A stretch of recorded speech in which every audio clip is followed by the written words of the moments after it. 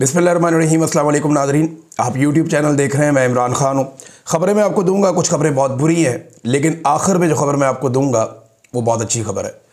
लेकिन पहले जो बुरी ख़बरें हैं, जो अजीब ख़बरें हैं, वो आप सुन लीजिए कि पाकिस्तान में मामला कहाँ तक पहुँच गया। 27वीं आइनी तरमीम, मुकम्मल तौर पर पाकिस्तान के आइन का बेड़ा गर्क कर दिया गया। अब आइन को किसी भी तरमीम के बजाय तदफीन की ज़रूरत है। और ये जो टाउट तरह के लोग हैं, ये उछल कूद रहे हैं कि जब 28वीं भी आएगी, 29वीं, इसके बाद आप जो मर्ज़ी कर लें। अब आइन नाम की चीज़ ही कोई नहीं है पाकिस्तान में। तो ये 27वीं आइनी तरमीम ने जो बड़े बड़े फ़र्क डाले वो क्या है। एक तो सदर पाकिस्तान आसिफ अली जरदारी, जिन्हें पाकिस्तान की सियासत में सबसे करप्ट सियासी हुक्मरान होने का एक परसेप्शन हासिल है, और ये परसेप्शन तमाम पॉलिटिकल पार्टीज़ में है। हत्ता कि पीपल्स पार्टी के अपने लोग जो हैं वो भी ये मानते हैं। बहुत सारे लोगों से जब हम ऑफ द रिकॉर्ड बात करते थे तो वो कहते थे जी है, अब ये हम करप्शन करते हैं इसलिए कि पंजाब के जो बिजनेसमैन हैं या बहुत तगड़े जो पैसे वाले हुक्मरान हैं, इनका हमने मुकाबला करना होता है। उनकी अपनी एक अजीबोगरीबी किस्म की मंतक है। शराफत की सियासत, ईमानदारी की सियासत का कोई मुकाबला तो नहीं होता। और आज इमरान खान सबसे ज़्यादा मकबूल है, उसने कौन सी करप्शन की हुई है। तो एक तो जरदारी साहब ने ले लिया, ना सिर्फ इस्तिस्ना लाइफ टाइम, बल्कि अब उनकी बचत हो गई, मौजे मौजा। और एक नया रास्ता भी खोल दिया कि जो भी सदर बनेगा वो उसको हमेशा इस्तिस्ना मिलेगा। दूसरा, जो आर्मी चीफ है उनको एक बहुत बड़ा फ़ायदा हुआ। हम ये बात करते थे और सोचते रहते थे कि आर्मी चीफ का ओहदा अब उन्हें कितनी मुद्दत मिलेगी। क्या वो 2027 तक अपना टाइम पूरा करेंगे या 25 से लेकर 30 तक उनको नया टाइम दिया जाएगा। तो मैंने ये खबर दी थी, साबिर शाकिर भाई इंटरव्यू कर रहे थे, मैंने तब कहा था कि उनकी ख्वाहिश ये है कि नए 5 साल शुरू हो जाएं। और बहुत सारे लोग ये कहते थे नवाज शरीफ में ये पोटेंशियल है, वो किसी वक्त भी कुछ कर सकता है, या नवाज शरीफ अंदर से खुश नहीं है। तो मैंने आपको 3 दिन पहले खबर ये दी थी कि नवाज शरीफ ने अपने तमाम साथियों को, जो उनके करीबी हैं, जो लोग उनसे मिले थे, उन्हें मियाँ साहब ने ये बात समझाई कि जनरल आसिम मुनीर से बेहतर जर्नैल हमें नहीं मिलेगा।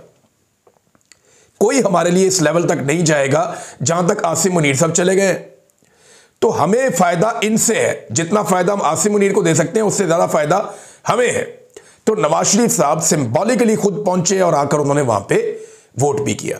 शक्ल उन्होंने ऐसी बनाने की कोशिश की जैसे वो खुश नहीं है, लेकिन ही वॉज हैप्पी। देखो ना, बेटी वजीर आला है, भाई जो है वजीर आजम है, सारे केसेस खत्म हो गए हैं, और बदतरीन सियासी मुखालफिन को कंटिन्यूसली मार पड़ रही है। और साथ में जो पाकिस्तान की मिलिट्री एस्टेब्लिशमेंट है, उन्होंने जूते भी दिए हुए हैं पॉलिश करने के लिए, पुराना शौक भी पूरा हो रहा है।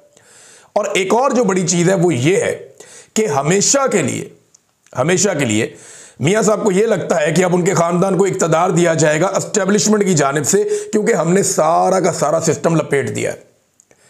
तो मैंने आपको ये कहा था ना कि ये नवाज शरीफ साहब पसंद कर रहे हैं इस बात को। तो अब ये तरमीम बताती है कि नए 5 साल दे दिए गए आसिम मुनीर साहब को। यानी अगर इसी तरह मामला चला तो ये 2030 तक रहेंगे। अगर ये मामला इसी तरह चला तो 2030 तक रहेंगे। हुकूमती लोग हैं, उन्होंने आकर बता भी दिया। और सदर पाकिस्तान ने इसके ऊपर दस्तखत भी कर दिए तरमीम के ऊपर। वो तो इंतजार में बैठे हुए थे कि जैसे ही आए मैं दस्तखत करूं और फिर उसके बाद हम मिठाइयाँ खाएं। बहरहाल, army act 1952, Pakistan air force act 1953, Pakistan navy ordinance 1961, इनके अंदर तरामीम कर दी गई। आर्मी चीफ को अगले 5 बरस के लिए चीफ ऑफ डिफेंस फोर्सेज मुकर्रर कर दिया गया। Field marshal chief of defence forces हैं, यानी फौज के सरबराह तीनों फौजों के, और उन्हें लाइफ टाइम इस्तिस्ना भी है, लाइफ टाइम उन्हें मुराद भी मिलेंगी। ये है जी लुब्बे लुबाब जो आर्मी चीफ की हैसियत से। बाकी सुप्रीम कोर्ट ऑफ पाकिस्तान का बेड़ा गर्क कर दिया। सुप्रीम कोर्ट अमली तौर पे ख़त्म हो गई है। अब एक आईनी अदालत बनेगी जिसका सरबराह जो है वो सबसे बड़ा जज होगा पाकिस्तान का, और उसके लिए भी मौज लग गई है एक जज साहब की। पहले जरा ये खबर देख लें। आर्मी चीफ अगले 5 बरस के लिए चीफ ऑफ डिफेंस फोर्सेज मुकर्रर हो गए, और चीफ ऑफ डिफेंस फोर्सेज की मुद्दत उस दिन से शुरू होगी जिस दिन से नोटिफिकेशन जारी होगा। यानी अगले चंद दिनों में नोटिफिकेशन जारी कर दिया जाएगा। तो 5 साल तक, यानी नवंबर 2030 तक इस कायदे के मुताबिक ये आर्मी चीफ रहेंगे। पहली तो खबर ये है। दूसरा, रद्द अमल के तौर पे अब चीज़ें होना शुरू हो गई। उनमें जो पहली चीज़ आई वो जजों की जानिब से आई, और वो सूरत बन गई ये कि 2 मुअज़्ज़िज़ जज साहिबान जो बड़े सीनियर जजेज हैं सुप्रीम कोर्ट ऑफ पाकिस्तान के, और ये वो जजेज हैं जो किसी भी नुक्ता नज़र से कहीं भी कंट्रोवर्शियल नहीं है। यानी तमाम पॉलिटिकल पार्टीज ये मानती हैं कि ये शानदार जजेस हैं, इनके किरदार पे उंगली नहीं उठा सकता कोई, ना कोई जस्टिस मंसूर अली शाह साहब के किरदार पे उंगली उठा सकता है, ना कोई जस्टिस अतर मिनुल्लाह साहब के किरदार पे उंगली उठा सकता है। इन्होंने हमेशा बड़े शानदार फैसले दिए हैं और अपने आप को हर तरह की कंट्रोवर्सी से बाहर रखा है। लेकिन हुआ यह था कि 26वीं आईनी तरमीम से पहले यह वादा किया गया था फजलुर रहमान साहब से भी और बाकी सबसे भी हुकूमत की जानिब से कि हम जस्टिस मंसूर अली शाह साहब को चीफ जस्टिस ऑफ पाकिस्तान बनाएंगे। लेकिन मंसूर अली शाह साहब से जब कुछ गारंटियां मांगी गई तो उन्होंने वो देने से इनकार कर दिया। मंसूर अली शाह साहब ने वो यकीन दहानियां नहीं करवाई जो उनसे मांगी जा रही थी। इस बुनियाद पे हुकूमत फिर अपना बंदा ले आई, जस्टिस याया अफरीदी। मंसूर अली शाह साहब को हटा दिया, वो सबसे सीनियर जज थे और उन्हें चीफ जस्टिस नहीं बनाया गया। ऐसा पाकिस्तान की तारीख में पहली बार हुआ। लेकिन इसके बावजूद कभी भी मंसूर अली शाह के बारे में कोई नेगेटिव बात हुकूमत ने भी नहीं कही, अपोजिशन ने भी नहीं कही। उन्हें लगता था कि ये एक अपराइट जज है, लेकिन हुकूमत ने अपनी चॉइस कर ली। इसी तरह जो जस्टिस अतर मिनुल्लाह है, वो जब वकला तहरीक चल रही थी तो उसमें पॉलिटिकल पार्टियों से, वकला की तंजीमों से सबसे वो कोऑर्डिनेशन में रहते थे। तो अतर मिनुल्लाह साहब बड़े अपराइट इंसान है। बहुत सारी चीज़ों में बाद औक़ात उनसे इख्तलाफ भी रहा बहुत सारे लोगों को। यानी मुझे सिद्दीक जान ने एक दिन कहा कि मुझे लगता था कि अतर मिनुल्लाह साहब जो हैं वो ज़्यादती करते हैं, लेकिन वक्त के साथ साथ मैंने देखा कि अतर मिनुल्लाह साहब सिर्फ वही करते हैं जो आईन पाकिस्तान और कानून कहता है। ये किसी की तरफ भी नहीं हो सकते, ये कानून वाली साइड पे है और बहुत अपराइट आदमी है। ये मुझे सिद्दीक जान साहब ने बताया। ये बात उन्होंने कुछ और इंटरव्यूज़ में भी बताई। तो इन दोनों मुअज़्ज़िज़ जज साहिबान ने इस्तीफ़ा दे दिया। मंसूर अली शाह साहब ने 13 सफ़ात के ऊपर उन्होंने इस्तीफ़ा लिखा। उन्होंने कहा कि जज की हैसियत से सुप्रीम कोर्ट से मैं इस्तीफ़ा देता हूँ। 27वीं आईनी तरमीम ने पाकिस्तानी आइन पर यह संगीन हमला है। इस तरमीम ने सुप्रीम कोर्ट के टुकड़े टुकड़े कर दिए हैं। उन्होंने कहा 27वीं आईनी तरमीम ने अदलिया को हुकूमत के मातहत बना दिया है। इस तरमीम ने हमारी आईनी जमहूरियत की रूह पर कारी ज़रब लगाई है। इंसाफ आम आदमी से दूर कमज़ोर ताकतवर के सामने मज़ीद बेबस हो गया है। आला अदालत को मुनक़सिम करके अदलिया की आज़ादी को पामाल कर दिया गया है। तारीख गवाह है, आईनी नज़म में ऐसी तब्दीलियाँ देर पा नहीं होती। मेरे पास 2 रास्ते थे कि मैं एहतजाजन इस्तीफ़ा दे दूँ या ओहदे के ऊपर कायम रहूँ, यानी खामोश रहूँ, तो वो एक तरह की रजामंदी हो जाती। तो उन्होंने फिर इस्तीफ़े वाला रास्ता अपनाया। 27वीं तरमीम ने सुप्रीम कोर्ट का आईनी इख्तियार ख़त्म कर दिया। ऐसी अदालत में रहना मुमकिन नहीं जिससे इसका आईनी किरदार ही छीन लिया जाए। इस्तीफ़ा हलफ से वफादारी का वाहिद साफ और दयानतदाराना रास्ता है।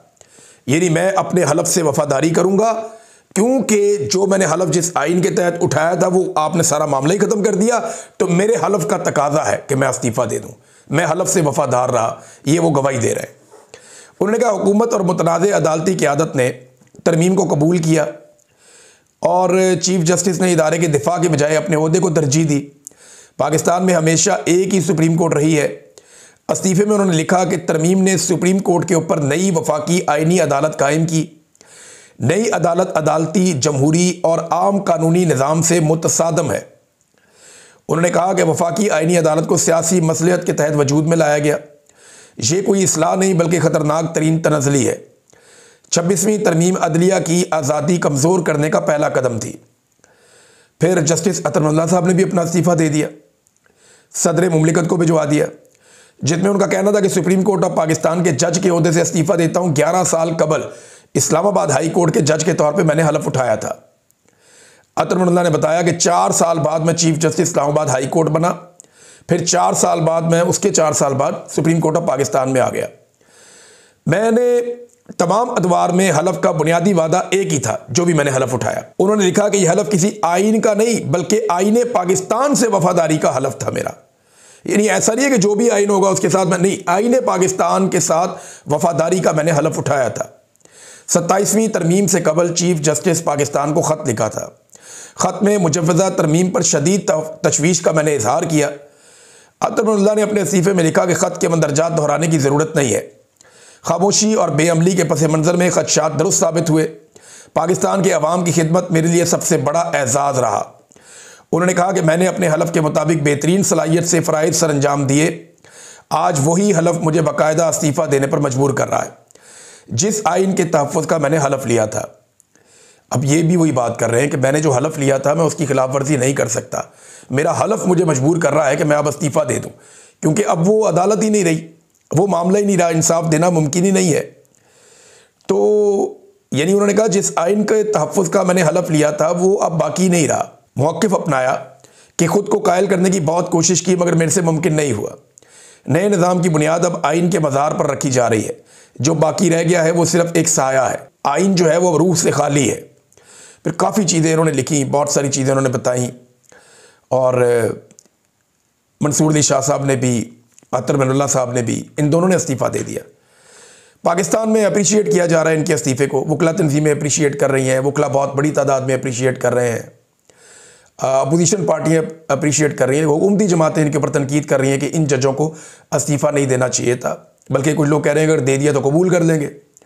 यहाँ पे कुछ अशआर भी लिखे हैं जस्टिस मंसूर अली शाह साहब ने, वो मैं आपको सुनाना चाहूँगा। ये अहमद फराज साहब के हैं। मंसूर अली शाह साहब ने जो अशआर लिखे ये अहमद फराज साहब के हैं।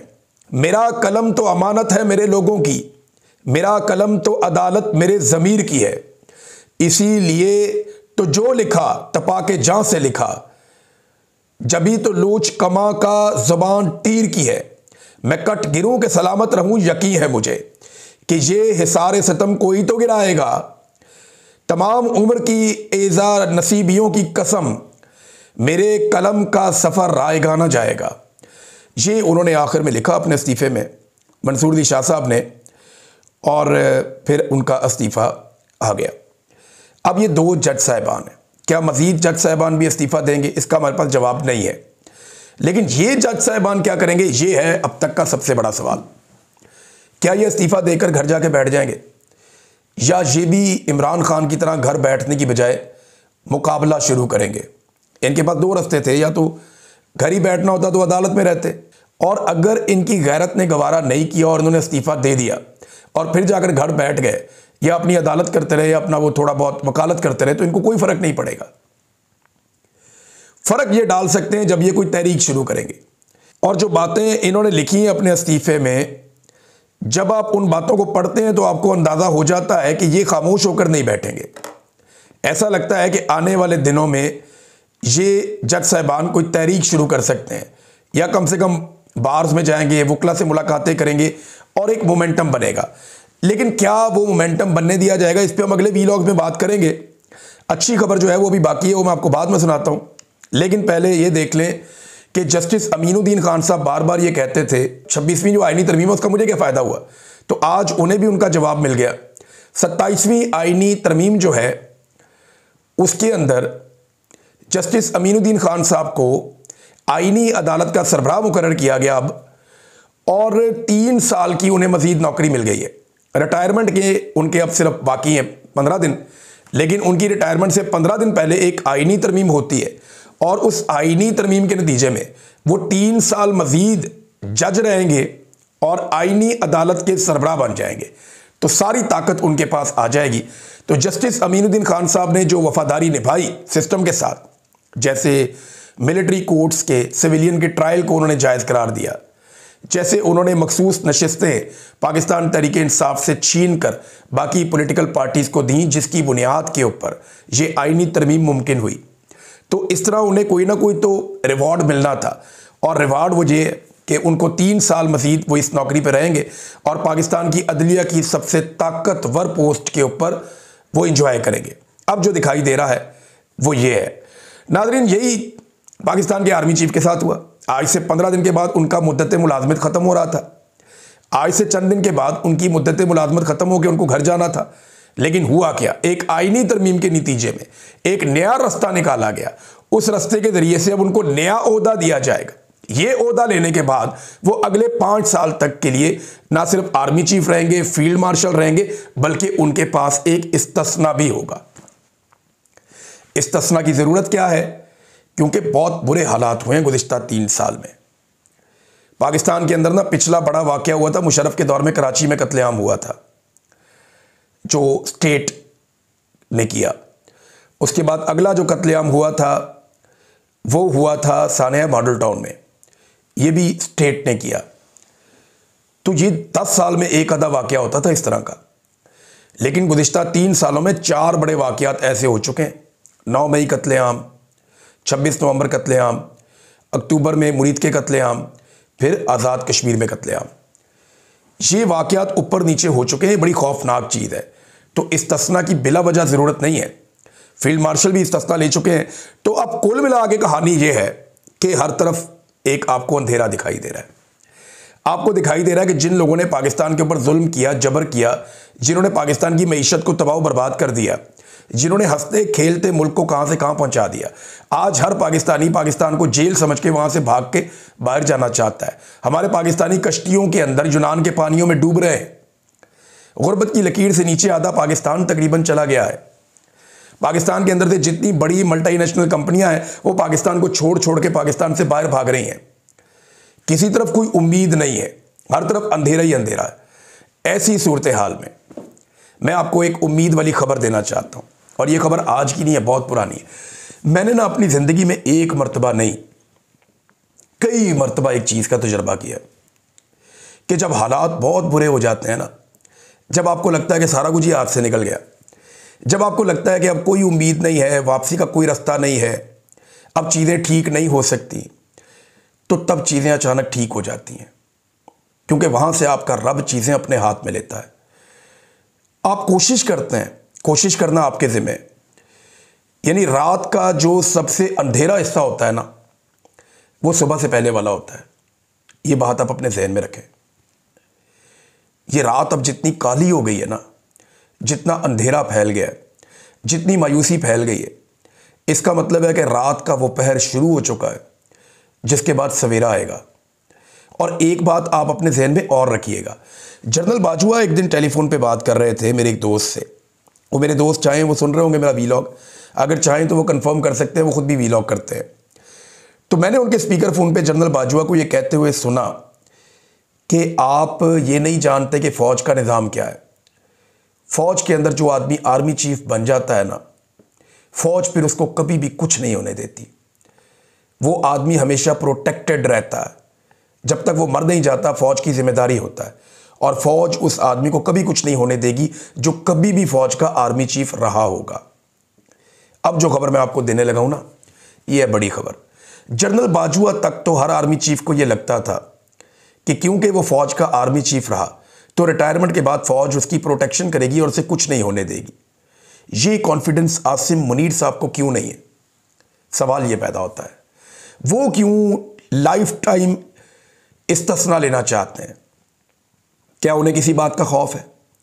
क्या उन्हें वो कॉन्फिडेंस नहीं है जो इससे पहले जनरल बाजवा को, उससे पहले जनरल राहील को, उससे पहले जनरल कियानी और जनरल मुशर्रफ को था कि फ़ौज मुझे कुछ नहीं होने देगी क्योंकि मैं फ़ौज का आर्मी चीफ रहा हूं, ये फ़ौज का सिस्टम है और एक सेट पैटर्न है। आसिम मुनीर साहब को ये वाला कॉन्फिडेंस नहीं है। क्यों नहीं है?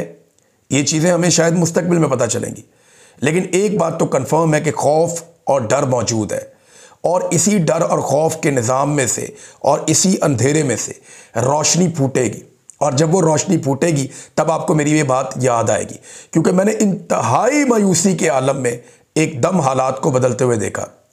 जब बहुत घुटन वाला माहौल होता है ना, हर तरफ हब्स हो जाता है, तो तभी ठंडी हवा चलती है और बारिश आ जाती है। मैंने तो हमेशा यही देखा है।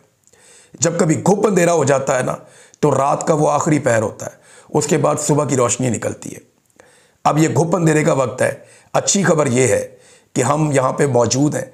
कोशिश सिर्फ ये करनी है कि आपने हार नहीं माननी, आपने दिल नहीं छोड़ना, पुरअमन तरीके से अपनी आवाज़ उठाते रहे, जुल्म के खिलाफ बोलते रहे, गलत को गलत कहते रहे और सही को सही कहते रहे। आप डटे रहे ताकि कल को आपको अफसोस ना हो कि उस लम्हे आप पीछे हट गए थे। याद रखिएगा, ये लड़ाई पाकिस्तान जीतेगा, बस पाकिस्तानियों ने दिल नहीं छोड़ना। वक्त ज़्यादा दूर नहीं है मेरे ख्याल में। मैं आपको उम्मीद दे रहा हूँ, कोई झूठी उम्मीद नहीं दे रहा। मेरा दिल कह रहा है कि चीज़ें बदलने वाली हैं, और ऐसा नहीं है कि फ़ौरन बदल जाएंगी, लेकिन मुझे ऐसा लगता है कि जितनी अंधेरी रात है ना, सुबह उतनी खूबसूरत होगी। अब तक के लिए इतना ही। अपना ख्याल रखिएगा, अपने इस चैनल का भी।